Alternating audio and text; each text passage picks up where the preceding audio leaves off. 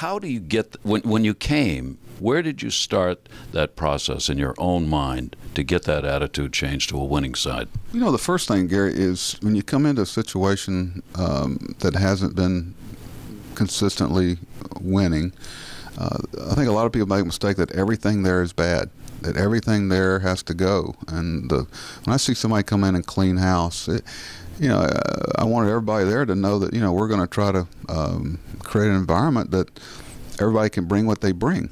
And let everybody know that I'm not coming in there to start shooting people. There's a lot of good things going on here. If you look at a situation that's got markedly better, you can find people like Dave Tremblay, Andy McPhail, I can go on and on, Joe Jordan, scouting director, that took some bullets and did the right things and set some things up.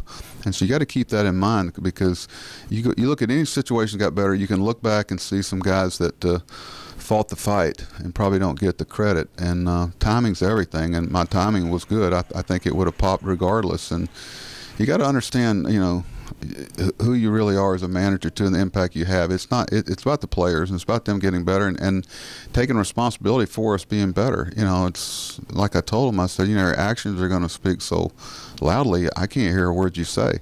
This is about show me. We've done enough to create doubt with our fans and the city. It's not their responsibility to embrace us. It's our responsibility to give them something that they are willing to embrace and trust. Trust means, I tell them all the time, what are you really willing to do to get us from where we are to where we want to be? No. What are you really willing to do? What are you going to do behind closed doors when nobody's looking, when you're in that weight room and you're on that backfield by yourself, or you're preparing for a game?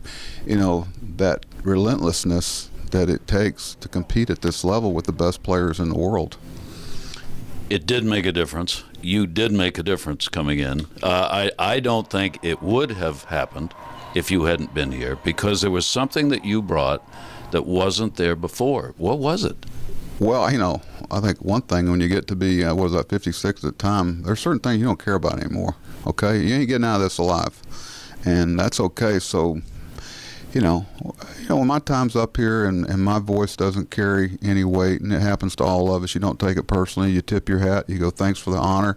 If I can help in the future, let me know. And, the players allow you to manage them. You don't, if it's not important to them, then it doesn't. You can't impose your will. But we were fortunate to have guys like Nick and Matty and Adam Jones, and we acquired J.J. Hardy, and I'm going to miss 10 people by starting to name names. But it was latent. It was like the city of Baltimore. We don't take a back seat to anybody with a love and a passion and emotion for the team.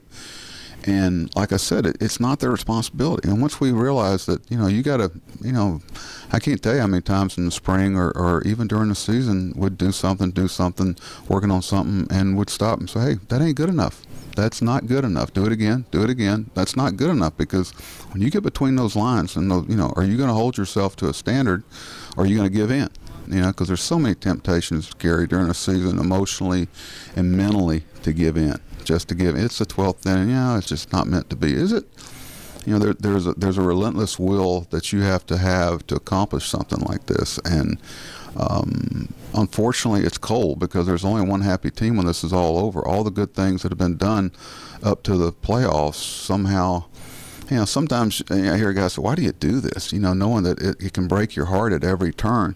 Well, that's how you're wired. You want to grind like hell to have a chance to roll the dice in October.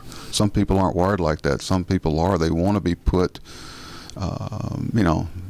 you put on that in that pressure cooker. I don't look at it as pressure. Gary, this really isn't pressure compared to the everything going on in life. For 3 hours, man, we grind the heck out of it, and it turns your stomach. Because why? Because so many people care, and so many people are pulling for you. You don't want to let them down. I've told you many times, I go home after a day game, haven't played well and lost. It's miserable for me driving. I take a different route. I try to go away from all the orange, okay? But boy, when we win and we play good, I know everybody had a great day at the park, and it was a beautiful day. I roll the windows down. I go about 2 miles an hour, and I take my time going down through, and I take it in.